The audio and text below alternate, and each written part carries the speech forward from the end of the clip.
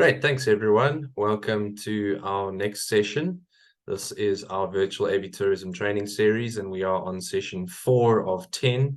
If you're joining us for the first time, welcome. You are very welcome to be with us, and you can of course catch up all of our previous episodes on our YouTube channel. And this is what we've covered so far. So we've covered an introduction to Avitourism, so you know what Avitourism is. We did basic birding and bird ID with Lance Robinson, so you know how to identify the birds. We went into some apps, tools, social media, and other information sources, so you have the necessary knowledge and you've armed yourself to take on this new hobby and potentially this new, guiding expertise. And then today we're going to wrap up the technical aspects, you'll be happy to know, with a webinar on birding terminology and some other concepts that we haven't covered so far. So today's webinar is meant to be informative, but also enjoyable and a bit tongue-in-cheek. So hopefully there'll be some laughs and some interesting facts and that scattered through the presentation. You'll be happy to know that this is nearly the last one that's presented by me. From Monday next week, we'll have young Justin Ponder, who was part of our first webinar on the introduction to Avitourism, talking to young birders and what they're interested in. He's going to be doing some of our ID webinars. So we've got the common birds of the district, some of the focal groups like the water birds, your forest birds, your fynbos birds, etc. So those are definitely webinars to look forward to, and this is the last technical one you'll be happy to hear. All right. So just again, for those of you joining for the first time, this is a project that we're undertaking to develop the garden route in Klein Karoo as an Avitourism destination. And this training is specifically designed as an introductory course for aspirant bird guides to upskill the supply side of the market. But as I say every time, the more the merrier. If you are just interested in birds, you're very welcome. If you represent an accommodation and you're just trying to find out more about this niche market, and maybe you want to look at potentially becoming a birder yourself, you must feel very welcome here in this training. Anyone is allowed to join, and as I said, the more the merrier. So if you have friends who haven't been attending this training, I'm mixing my words up, you can send them the YouTube links, get them to fill in the previous quizzes, and then we'll take it forward from there. They can join us live from here on out. And to remind you again, I'm from BirdLife South Africa, a conservation NGO based in Johannesburg, but with offices in Cape Town and remote staff across the country. We have Roland Forvac from Intoto Retreat, who's our local activator and very busy on the ground. Then we have our two funders, the Western Cape Government Economic Development and Tourism Department and the Groot Cluster Biosphere Reserve. Quickly before we finish off, I think most of you have filled in this baseline survey. Just to remind you, there's an awesome prize attached to it, including accommodation and 3 guided experiences on the garden route. So if you are looking at taking this seriously and want to put your name in the hat for this awesome prize, please scan the QR code and fill in our baseline survey for this project. We've had close to 100 responses so far, which is really great, but also means you have decent odds at winning this prize. So for today, we are covering various birding terminologies, language that birders use, because we do have almost a unique language of our own that you will not only need to understand, but also be able to speak. So this webinar will hopefully help you with that and have a fewer raised eyebrows when you are taking out some birding clients. And then, as I said, we're going to cover some birding concepts. So in between the terms, we're also going to cover some different concepts which will hopefully be useful in getting you well embedded in the birding tradition. Okay, so as I said, today is meant to be a little bit of fun as well as information, so hopefully that comes across.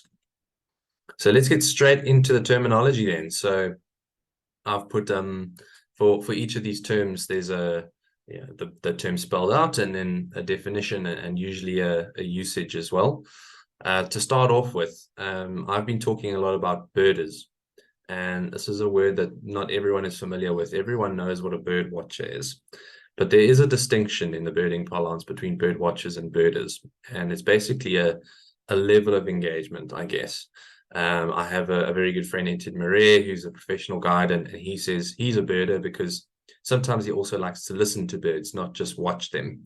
So that sort of gives you an idea of where we're going with this idea of a birder is a more holistic experience, a more developed interest in birds than a bird watcher. A bird watcher might not really care what they're looking at. They're just enjoying, for instance, watching a sparrow at their feeder, but they wouldn't be able to tell you if that's a Cape sparrow or a house sparrow or a great sparrow or a gray-headed sparrow.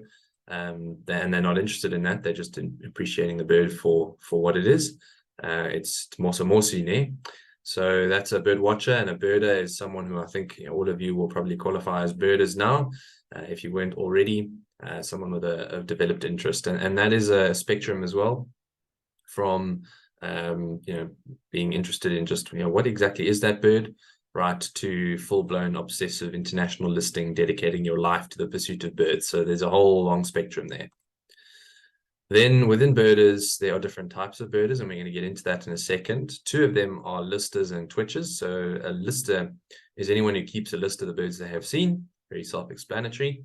That might be in their garden, local patch, city, province, country, region, or the world, and we'll go into even more lists momentarily. And then a twitcher is just someone who travels on a twitch. So a twitch is like the name for the journey undertaken by a twitcher, with the express purpose of seeing rare birds found by others. So by definition, a twitcher is a passionate lister that is invested in ticking off new birds. Now, not all listers are twitchers, but all twitchers are listers. Okay, so hopefully that's clear. Rare birds in this context are birds that are found outside of their usual distribution. And I do have that covered in a separate terminology a bit later, but just to make that definition, that a rare bird is not one that is uncommon, although that is the general English usage of the word rare, or not one that's very hard to find, because sometimes there are very common species like Neisner warblers, which can be incredibly hard to find and rare in that sense. But when birders talk of rare birds, it's birds that are found outside of their normal distribution. So let's go into, what is a birder? And a birder is a multifaceted thing. I've taken these slides from a good friend of mine, Mike Buckham, who's the chair of the Cape Bird Club down in Cape Town. It's the biggest bird club in the country. And Mike has separated the interests of birders out into 5 spheres. So these are the scientist aspect, the aesthete, the collector, adventurer, and hunter. So we'll go into each of these individually, and then I'll talk you through how I feel my birding profile stacks up with these different, I guess, interests. So the scientist is, well, I am a scientist. I'm a trained ornithologist, but a scientist in this sphere of reference is someone that is interested in the details, the intricacies. Here we have someone who's put some individual bands on a bird, and they're obviously monitoring this individual. They're interested in tracking its life history. Scientists are typically very interested in things like molt patterns on birds. That really, gets them going. Really the real scientific hardcore detail aspects of birding. All right, so that's a scientist. We also have aesthetes. This is particularly common of bird photographers. So here in the wild, we have 2 photographs of Mike, who put these slides together. One of them is in South America, another one in Namibia, where he is photographing birds. Aesthetes are generally excited by the appearances and the behavior of birds, not necessarily always only the colorful birds, but it could also just be birds that are interesting looking, different, enigmatic in some way. So that's what the aesthete is interested in. And as I mentioned, photographers are often aesthetes because they're trying to capture that essence of the bird. They may also be interested in different behaviors of birds if they have a specific funny thing that they do. For instance, rollers, that courtship behavior, being able to witness that would really be an amazing experience for an aesthete, but not maybe for a collector. So a collector is someone, obviously, it's sort of self-explanatory, but they like to collect birds for their list. So what really gets them going is being able to add new species, see things they haven't seen before for the first time, to get a lifer. And we'll cover what a lifer is in a terminology slide just now. This is a photograph of a twitch in the UK. So again, a twitch is a journey undertaken by a twitcher, or an event where twitchers gather to see a bird. In the UK, twitching culture is incredibly well developed. You will get thousands of people descending on a single location to see a single bird.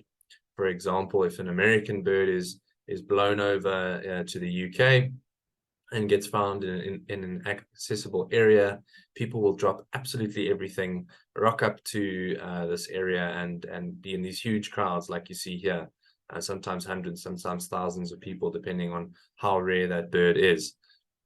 So yeah, just a crazy aspect of birding. But collectors don't need to be twitchers necessarily. They may just be listers who enjoy sort of ticking things off on their list. And this is, not something to be frowned upon. There's nothing wrong with enjoying that side of birding. And indeed, it's starting your list for the first time that often gets people interested in birds properly and gets them really invested in working out exactly which bird is which. And that might inspire other aspects of people's birding. Okay, so that's a collector. An adventurer is someone who enjoys, I guess, the adventures that come with birding and the amazing places that birding takes you to. So as much as you enjoy the birds that you're seeing, you're also enjoying visiting different environments and habitats, and maybe exploring the national parks of South Africa, of which so many are amazing birding destinations. So adventure is as much about the journey as they are about seeing birds. I think many people fit into this category, especially people who consider themselves holiday birders, where they're only out birding on their holidays. They are as much about that holiday experience and getting out in nature as they are about, ticking off new birds or appreciating birds for how they look, etc. And then a hunter, this is not someone that shoots birds. I wouldn't be advocating for that on this platform. But a hunter is someone who has specific birds. Maybe they're what we call bucket list birds, birds that people want to see before they depart this mortal coil. They are going to dedicate time and resources to seeing a specific bird. So it might not be a rare bird. It might not be seeing something that has been found outside of its normal distribution, but they just absolutely want to see this one bird, and they might appreciate the other birds along the way. As I said, birders are on a spectrum, and it's not that if you're a hunter, you can't also be an aesthete. But this is Mike Buckham in South America with his guide, where they visited a local farmer who has set up a viewing platform for harpy eagle nests. A harpy eagle is one of the most amazing birds of prey in the world, and Mike had dreamed of seeing this bird for decades before managing to organize a trip over to Peru to see this bird. So Mike, in this aspect, is enjoying the hunter aspect of his birding. All right, so that's what a hunter is, not someone that shoots birds, but someone that really targets very special birds to them and hunts them down to see them or photograph them. Okay, so those are the 5 aspects that Mike has identified. This is how I would sort of identify myself. I am, I think, dominated by the aesthete and adventurer aspects, with a fairly sizable chunk of collector, less so scientist and hunter. So I'll talk that through in a little bit, and you can just, while you're looking at this, decide maybe how you would classify yourself as a birder, and you can also just pop that in the chat. Maybe you think you're 40% aesthete, 20% hunter, and the rest makes up the other 40% or something like that. If you want to post your profile in the chat, that'll be something fun to do. Like I said, I am a trained bird scientist. I'm a trained ornithologist, but I've always been more interested in the broad strokes application of what I'm doing. I'm not so interested in the tarsus measurements of migratory waders and things like that. That just doesn't do it for me. Looking at the molt patterns of gulls, I mean, some people get absolutely fascinated by that. I could not care less, to be honest with you. That just doesn't do it for me. So I've actually rated myself very low on scientist. On hunter, I certainly have certain birds that I would like to see, but I don't really have the time, resources, or inclination to dedicate my life to hunting them down. It would be nice to see them one day, but it's not as important to me as enjoying the birds, which is where the aesthete part comes in. I'll enjoy my bird photography. I really enjoy just spending time with birds, enjoying their behavior, getting to know them, especially some of the charismatic species. I love seeing beautiful birds, of course, as I think we all do to some extent. So that really features quite heavily for me. I also really enjoy the adventure. I love exploring new places that I haven't been before. You know, this is where atlasing comes in for me, exploring an area that I haven't visited and just marking down which birds I've seen, and that idea of discovery and adventure, of being in a new place and seeing new birds, really gets me going. And then I think collector as well. I think this circle has sort of diminished a little bit over the last few years. I started off being very hell-bent on my list when I started out in birding. It's where it became really obsessive. Why I eventually ended up as a guide, because I knew areas and birds so well, because I was so hell-bent on working out what was where and being able to see everything. These days, I'm less about adding new birds to my lists. Admittedly, it has become a whole lot harder since I've seen a good chunk of them now. And it's become less of a motivation for me than enjoying the birds and enjoying the areas that I visit. So yeah, that's my birding classification. I saw there were messages in the chat. I don't know if so Tembesile has shared with us in order: aesthete first, then collector, adventurer, and then lastly scientist. Stefan said aesthete and adventurer, so he's similar to me. Olivia is an adventurer, Richard is an aesthete, collector, and then adventurer. So you'll see people, you know, are different about the way that they enjoy birds, and there's nothing wrong with that. It's just worth pointing out to get everyone to acknowledge and understand that birders are very different, but we all exist on the same spectrum, and we might have slightly different interests. We're all birders, and we can all bond and connect over birds, because that's what we all love and appreciate, but we might enjoy them differently, and there's nothing wrong with that. All right. So I talked a lot about lists, and this slide is made to overwhelm you, because I'm trying to make the point that people keep all sorts of different kinds of lists. So some of them are very normal, working on the top left corner down from a world list, just how many birds you've seen in your life. That's sometimes called the life list. Some people keep birds per hemisphere, continent, region, sub-region, country list, province or state, city lists, reserve lists, pentad lists for atlasing purposes, patch lists, site lists, and garden lists. So coming down in geographical scope all the way down. I don't keep all of those. I do keep a world list. I keep a sub-region list, a country list, a province list for the Western Cape. Interestingly, I haven't started one for Gauteng since I moved up here. Yeah, and I have a garden list as well.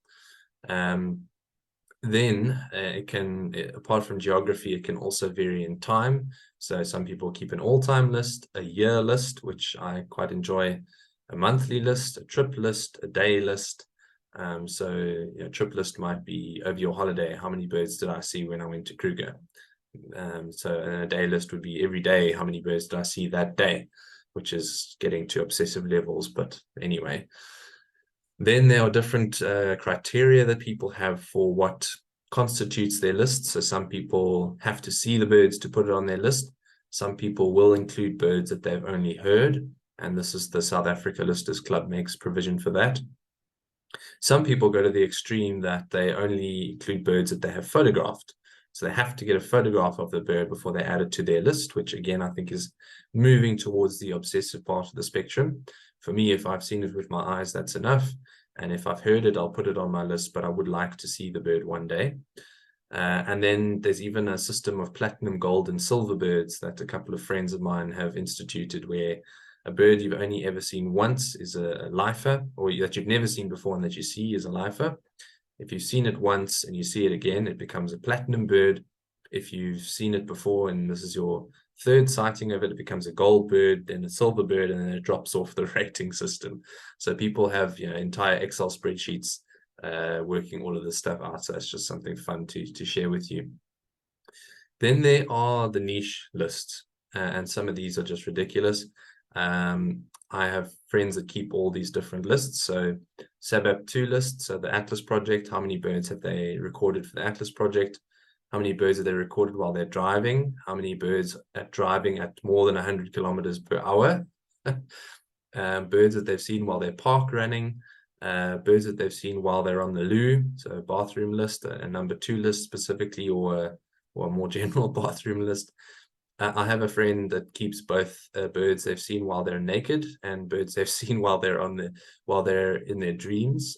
So even to the extent that if I am birding in my dream with this person and I see a bird, they can then add it to their list because the dream version of themselves saw that bird, if that makes sense. It's a crazy system. Other people, birds that they've seen while on Google Earth Street View, birds that they've seen on their lunch breaks, birds they've seen at airports, and birds that they've seen killed on the road. So it gives you an idea of how ridiculous birders can be and the extent to which they will go to keep themselves entertained, I guess.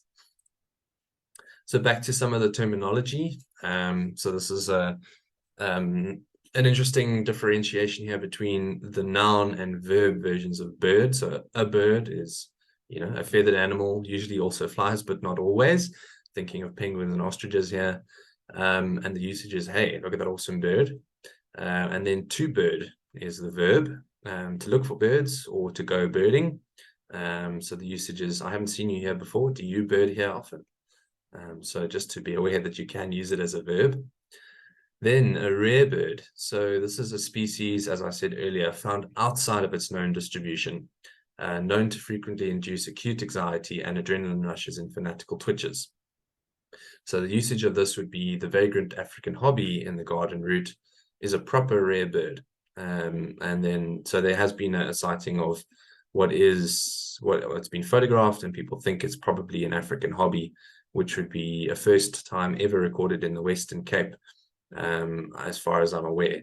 There might be one or two other very old records from the 80s or something like that. So that's caused a little bit of a stir in local birding circles. Rare birds also come in degrees, so starting with plain rare, maybe it's something that's pitched up that's not that exciting because it's been seen a couple times before, and then megas, which would be first for South Africa, for instance, and then gigas is a first for Africa or something like that. So that would be a huge sighting. So megas, rare birds even have ratings associated with them, but you don't need to worry too much about that. Scarce birds. So this is what people often confuse for rare. It's a bird that's known to occur in an area, but is very tough to find. So an example of this is you'd be very lucky in the garden route to see a Cape eagle owl, whereas we know, or the Clankaroo, we know that they're there. They're just really, really uncommon and difficult to find. So that we would call a scarce bird, not a rare bird. Okay. So if you do find a rare bird, just to remind you, there is the South African Rare Bird News email alert system that you can join and get the information from Trevor Hardacre. And if you do find a bird that you think is out of its distribution and other birders might like to know about, for instance, if you photograph an African hobby, you can email Trevor Hardacre or WhatsApp him. I can share his phone number with you if you'd like, and he will distribute that news, and that will get birders flocking, if you'll excuse the pun, to an area. So this is definitely something to be aware of. I think as you're starting off on your birding journey, finding birds where they're not supposed to be is not as exciting. But for many, many birders, they will travel a long way to see a rare bird that's out of its normal distribution. If that African hobby was refound and it was reliably seen, there would be birders coming from Johannesburg, from Cape Town, from all over the country to come and see that bird, because it's incredibly difficult to add that to your South African or Western Cape lists. So it can be a great source of tourism and income if you can be a local guide who discovers it and offers people the chance to go and see it, especially if it's on private land. You can make a fair few bucks out of that, which would be amazing. It would really raise the profile of the area that you are in. Back to some terms. So this one is one that usually induces a chuckle or two. It's called jizz. So it's spelled G-I-S-S, but pronounced jizz. And this is an abbreviation for general impression of size and shape. I don't know why people don't say jizz. It would be a lot less offensive, but that's common birding parlance. People will not even bat an eyelid if you say jizz in front of birders. And this is usually a rough guide for the identification of birds. You're picking it up on a general impression rather than specific diagnostics that you've been able to make out. So the usage would be, I didn't get a good look, but it had a sunbird just, let's keep looking, it could be the gray sunbird. Then pishing, or spishing, some people say, is making strange hissing or kissing noises with your mouth to attract birds. The thought process behind this is that it mimics a general alarm call, which birds then come to investigate. So priniers, for example, are usually very responsive to pishing. And it's something like this. You approach a bird and then just to get it to look at you or to come out from a concealed position, you could just go, and that apparently sounds like a bird alarming. It's obviously not something you should abuse, but it can be quite effective for some birds that are particularly territorial or like to mob. So yeah, that's what pishing is, if anyone mentions that to you. Then we covered some of the birding equipment in our last webinar. I got a little bit carried away on binoculars, I think. Sorry about all the technical details. But a lot of people don't like to use the cumbersome word binoculars. So people refer to binos, binocs, nocs, bins, or even glass. So usage could be, damn, I left my bins at home again. So that's, just to be aware of, people have different ways of referring to binoculars.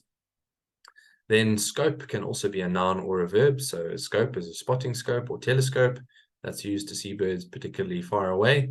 But then you can also scope something. So I am scoping for rare waders is how you would use that as a verb. All right, and then digiscoping, just for interest, is when you take photographs or videos using your phone through a scope. So some people just hold the phone up to the scope eyepiece, and there are actually now also adapters that you can use to plug onto that eyepiece and plug your phone into to take better photographs. So yeah, that's digiscoping. So lifers, or a tick, is a new bird that you've never observed before. So for instance, I was chatting to Roland, our in toto representative, who's our local activator, and he said just yesterday he got his lifer Neisner woodpecker. He ran into a couple of birders and they pointed it out to him, and he was very excited about that because that's a new bird for his list. So that's what a lifer is, a bird you've never seen before. A bogey bird is something I don't like to talk about because it can be quite personally painful. A bogey bird is a bird that you ought to have seen by now, but you keep having terrible luck trying to find it. It's also known as your birding nemesis. Okay. So for instance, I can't believe personally that I haven't seen a Pell's fishing owl in South Africa yet. It's a proper bogey. So just to clarify there, it's not that I hope to one day see a Pell's fishing owl, but I haven't really tried. So I've tried damn hard to see that bird. I've spent many, many hours and days looking specifically for that bird in the areas in which it's known to occur, but I just haven't seen it yet. I've been just really unlucky. So that would be a bogey bird. So there's a picture of the Pell's fishing owl for those of you that aren't familiar. It's also known as the ginger ghost. And it's particularly known from the northern areas of Kruger around Pafuri and Punta Maria and along the Olifants River as well. So I've included it there because it also applies to our next term, which is a special. So a special is not an adjective for birders, it's a noun. So this is a species that is a sought after bird in an area. Maybe they're endemic, maybe they're quite scarce or uncommon. So these two birds, which are Pell's fishing owl and the three-banded courser, are specials in northern Kruger.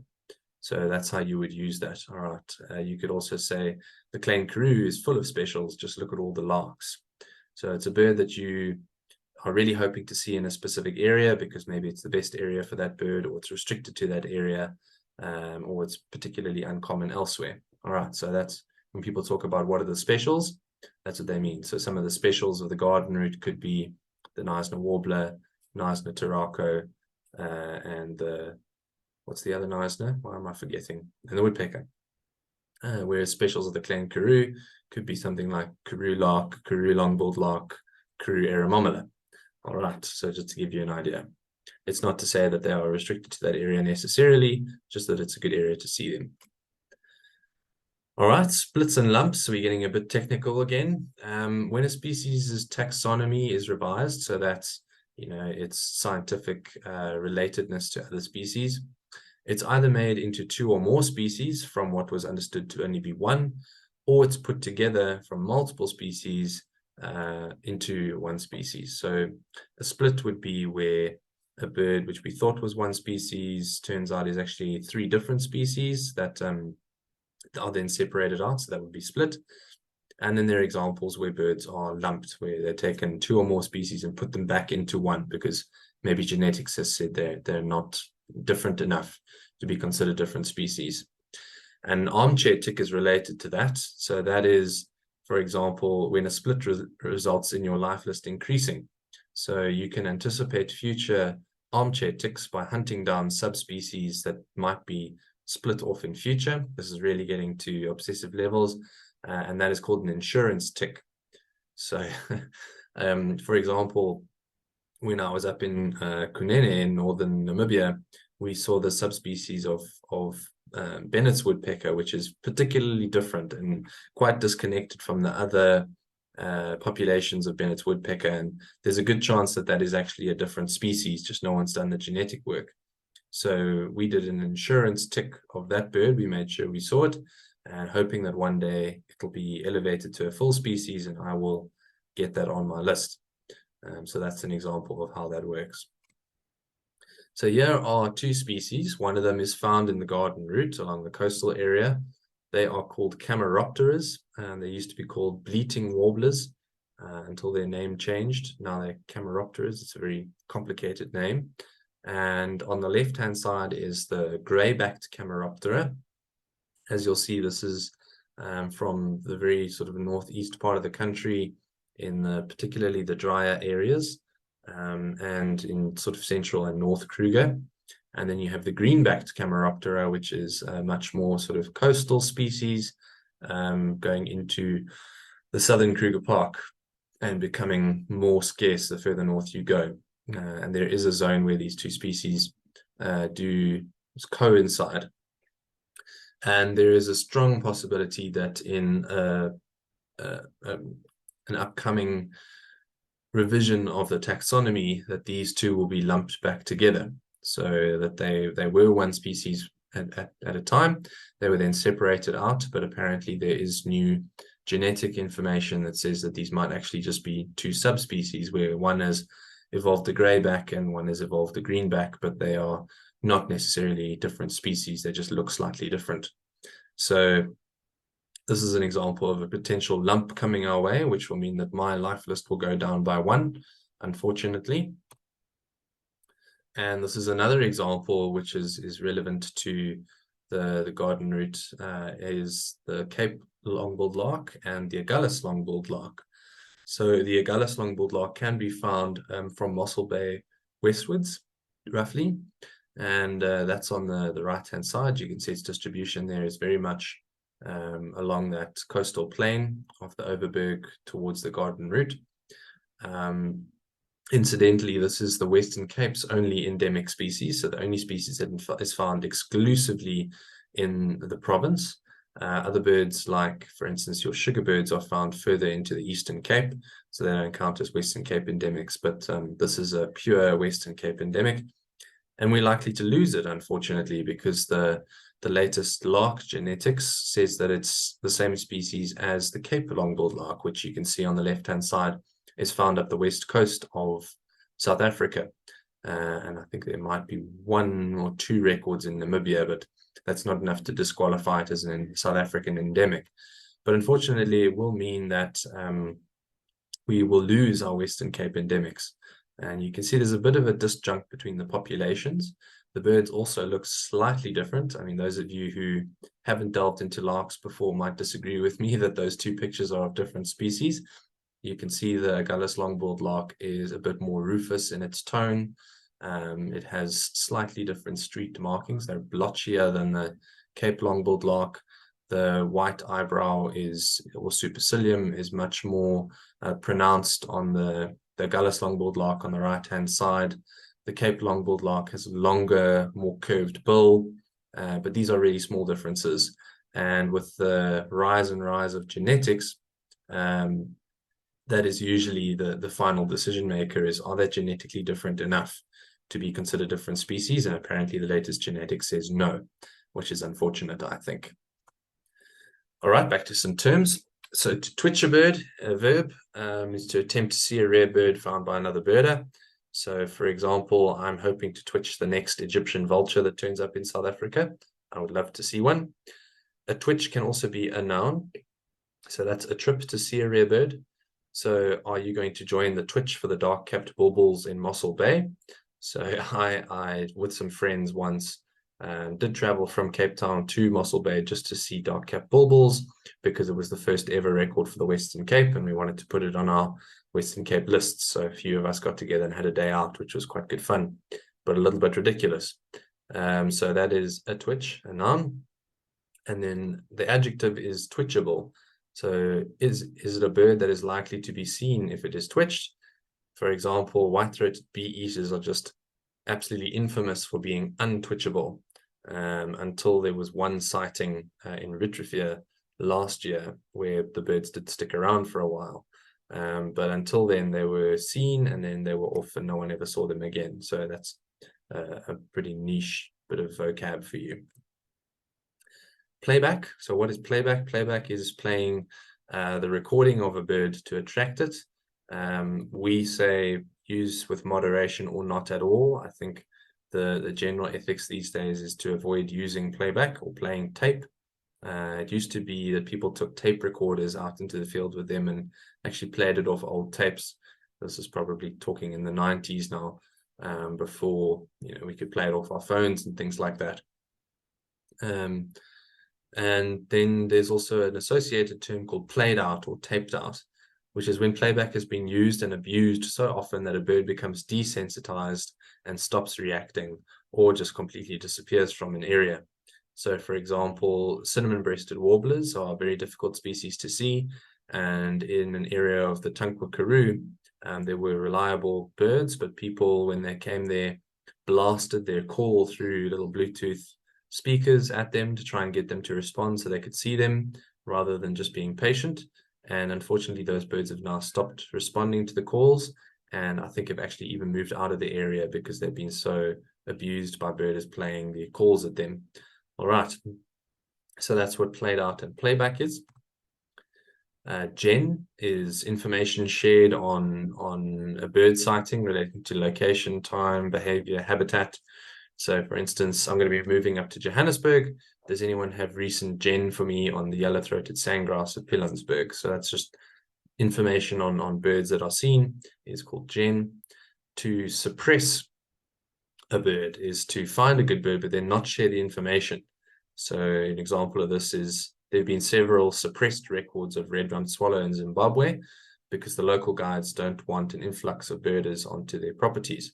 So that's an example of suppression, and suppression is generally considered a birding sin. People don't like it because the birding community very openly and freely shares information as part of the culture of the birding community, and the only thing that can match or maybe outstrip suppression is stringing.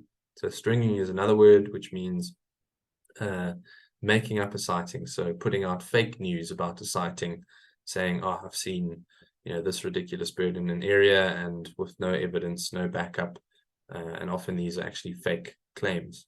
So that is the ultimate sin because it erodes the honor code or trust that birding community is built upon. All right, some more terms. To dip, a noun or a verb. So a dip is a failed attempt to see a bird. So I tried to twitch the Goliath heron in Stellenbosch, but it was a dip. Or in a verb, to fail to see a bird, I dipped on the Goliath heron in Stellenbosch 3 times in a week. And that is a true story. I went looking for it from Cape Town a couple of times because I hadn't seen it before. An LBJ, this is a popular one. Everyone loves to hate LBJs, little brown jobs. So typically used to dismiss hard to identify birds. So the usage would be most people hate LBJs because they're difficult to identify, but larks are Mike's favorite group of birds. All right. This is my favorite birding term ever, I think, and I'm trying to get absolutely everyone I know to use it. It's craptor. Everyone can relate to this. A bird that you stop to look at because you think it's a raptor or a bird of prey, but it's actually a crow. And this happens to me on at least a weekly basis, where you see a bird flying over and you go, oh, what's that? That looks interesting. And it is inevitably a crow. So Craptor, remember that one. Use it, please. Get other people to use it. I think it's flipping hilarious. Okay.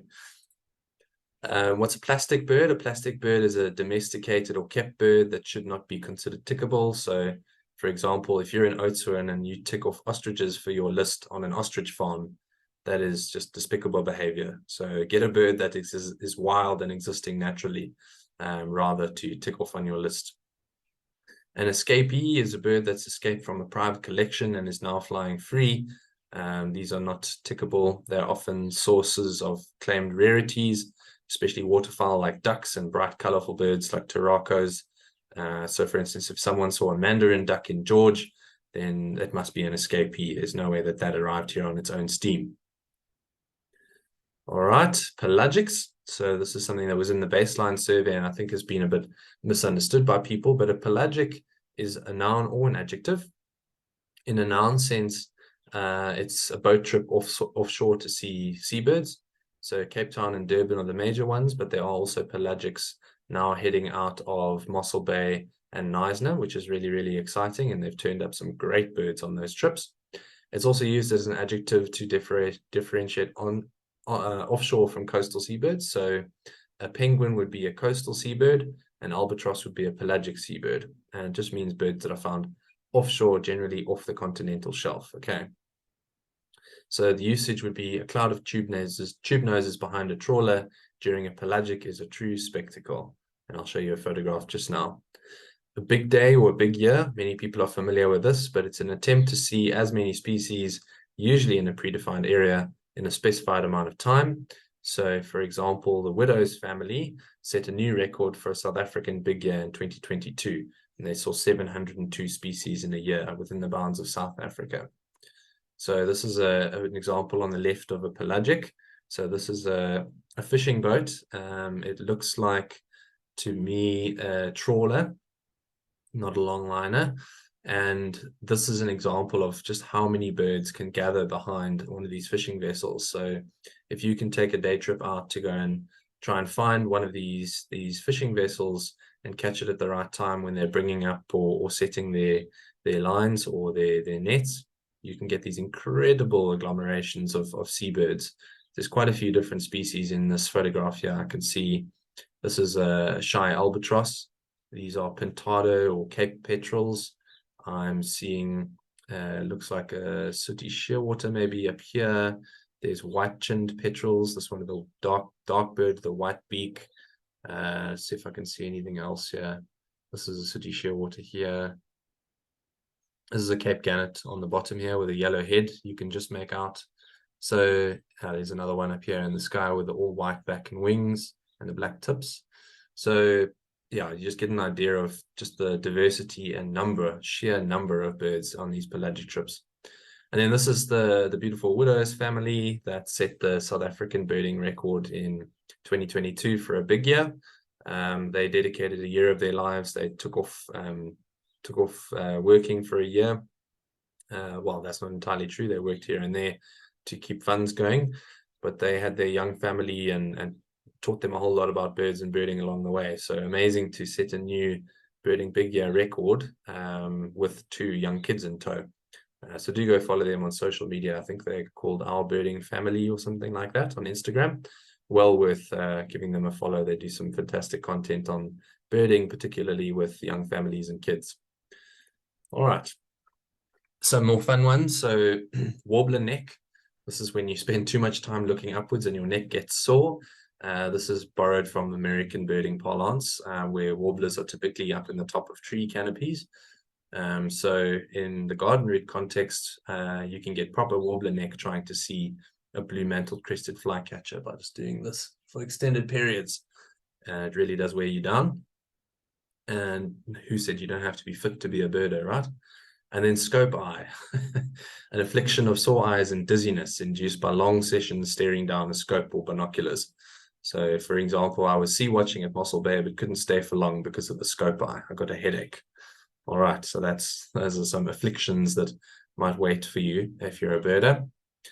Last couple here. So again, some fun ones. A birding widow or widower is a person who loses their spouse because of an obsessive birding habit. It has happened before.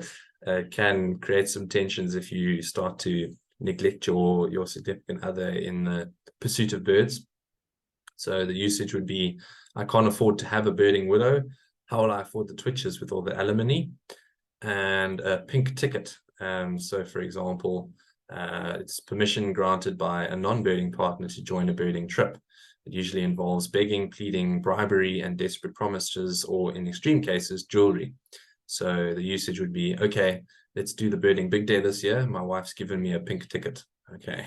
I don't know if it's called a blue ticket, if it's the other way around, but I think pink ticket would still apply for those of you women birders in the audience who will need to get permissions of their husbands or significant other male partners. All right, coming towards the end now, but just some tips on what is appropriate birding attire or clothing. This can be really, really important, especially in certain contexts where you're walking through an area and you're going to be very visually disruptive with your clothing if you don't blend in. So generally speaking, birding attire should be dull tones that blend in with the environment. Wearing something like white really stands out, and birds can react quite strongly to that and maybe will stay away because of your disruptive clothing, and they'll see there's a threat earlier. So this lady here is probably pushing the boundary with such a light shirt, but the others are fairly well, I think, dressed for birding. They're very dull tones that won't be too disruptive in the environment. This is my friend Peter. He's about 7 foot tall. Here he's dressed really nicely. In these two photographs, I think Peter hiking to the top of a mountain in skinny jeans was a questionable choice. So you also need to consider comfort when you are choosing your birding clothes. And then in this case, Peter's got about the shortest shorts I've seen a man wearing. So you also need to be cognizant of the people you are birding with when you choose your birding attire. Peter knows that I'm giving him a little bit of a ribbing here, so don't worry about that.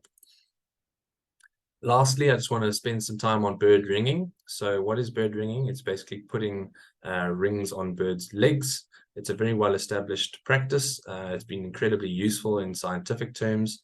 Measurements are taken of the birds when they are captured in mist nets or small traps that are set for them. You measure their body and tail lengths, head and beak lengths, wing lengths, and feet length and width. And this helps us to track birds through time, as well as work out exactly how they change during different life stages and things like that. In terms of the rings that are put on birds' legs, so every bird that is ringed gets a SAF ring, which is a South African Ringing Association silver ring. It's not made of silver, but it appears silver, and it has a specific code on it. You can just about make out here the little writing on here, so it'll have a numerical, alphanumerical code that will be readable. And then sometimes color rings are added, especially when you want to tell individuals from a distance. It could be something like this with a code on it. So this is bird A01, and it's got a yellow band, so it stands out. Other birds, like the one on the scientist aspect of birding that I showed earlier, had multiple colors. So if you had a red ring and a yellow ring, you could put one over the other, and that bird would be identified as right leg red over yellow, or left leg yellow over red, or whatever, things like that. So that is how you would identify individuals using color rings, and obviously that is a lot easier to see than a silver ring with this code. So this code is typically, unless you have an incredible photograph of a bird, not readable. You have to catch the bird again or find it lying dead somewhere to recover that ring. That's why color rings are also used in addition to silver rings. Okay, this is just some of the equipment. Bird ringing is also an incredible opportunity to educate people about birds. So here you have a couple of youngsters learning from Dr. Mark Brown, who's showing them a Neisner woodpecker in the hand, which is amazing to be able to see them up close and actually appreciate the details on these birds. And all ringers have to be licensed and trained. They have to be very aware of the bird's welfare. A bird is never held in the hand for longer than it needs to be. Stress signals are monitored and things like that. Nets are always monitored every few minutes to make sure the birds are not struggling in nets for too long. So it is an ethical practice in as much as can be possible, but has contributed hugely to science over the last few years. So here's an example of a bird with white over red on the right leg and white over yellow on the left leg. So that'll help us tell an individual. This would be red over silver, for instance. This is Cape Weaver. This is a ruddy turnstone juvenile. So you can use bird ringing to monitor whether the same individual is present, because birds often you can't tell them apart individually unless you have these rings in a certain location or on a nest. You can detect the movement of ringed birds, so you can recapture them or have reports of sightings as they move through a landscape. You know, for instance, there was a huge effort to ring swift terns and African oyster catchers on Robben Island for about a period of 5 or 8 years or something like that. And those birds that were ringed as chicks on Robben Island have been found as far north as Namibia and as far east as Mozambique. And we would never have known that those birds originated from Robben Island unless they had rings on them. Okay. And you can also mark individuals in a group and see how that they interact and behave together. And you will know then if you've taken samples, whether it's a male or a female, and you can take you can make observations based on that by tracking the individuals in a colony, for instance. So this is very popular with, for example, sociable weavers in the Kalahari. So that's just how bird ringing can be a useful practice as well, and it's something worth being aware of. And if there is a bird ringing opportunity in your area, I highly suggest you go along and join. It's a fascinating experience to be able to hold a bird in the hand or see it in the hand being handled by a professional ringer. Someone like Mark Brown does this fairly often on the garden route, so it's worth staying abreast of those opportunities. Lastly, I just want to also bring this back to the Birding Code of Ethics. So BirdLife South Africa has a Birding Code of Ethics on our website. I'm very happy to share it with you. Perhaps I'll put a link in a follow-up email to this webinar. And it's just basically putting the birds and their welfare and the state of their habitat first above human interest. So if you're thinking, should I do this or shouldn't I do this? Think, will this affect the bird or its habitat, and make a decision based on that. That's the basic decision-making tree for an ethical code. But this document does go into a lot more detail about specific practices, specific things to be aware of, specific do's and don'ts. Okay, so just to be aware of that, BirdLife South Africa always advocates for an ethical approach to birds and birding, and it really boils down to putting the birds first. I think we all in this because we love birds, and that should never be overtaken by personal interests. Okay, that's it for today. I hope you enjoyed some of the terminology that we covered. I hope some of it's useful. I hope some of it was interesting and informative, and hopefully some of it was funny. I did try my best to keep it a little bit more lighthearted today than some of the more technical sessions we've been running. As I said, we have our further webinars now from Justin Ponder, who's going to be talking about specific birds that you might encounter in the garden route in Glenkaroo. So I'm really excited to have Justin on. He's a phenomenal presenter, even though he's still such a young man. This is the QR code for the quiz. So I hope by now you've done all the 3 previous quizzes. Just a reminder that the quizzes are the way that we track your participation in these webinars. It's great to have all of you live, but we are going to be using the quiz participation as a way to see who has really engaged, and the certificates and also the bookings for the guided experiences later on are going to be governed by the attendance via these quizzes. All right, so please do use the QR code. Some of you are struggling with QR codes. All you need to do is open up your smartphone camera app, hover over the QR code, and it should come up with a link away. You don't need to take a photograph. You just need to hover over it, and it should open up a link that you can then click. If you are having problems with that, just wait for the follow-up email later today, where I'll send the recording link and a link to the quiz and the baseline survey, and maybe also the code of ethics. So do let me know in the interim if there's anything else I can help with, anything else I can clarify. We do have the Q&A box here today if you'd like to ask any questions live. I see some messages in the chat box coming through, but I haven't seen anything in the Q&A. I'm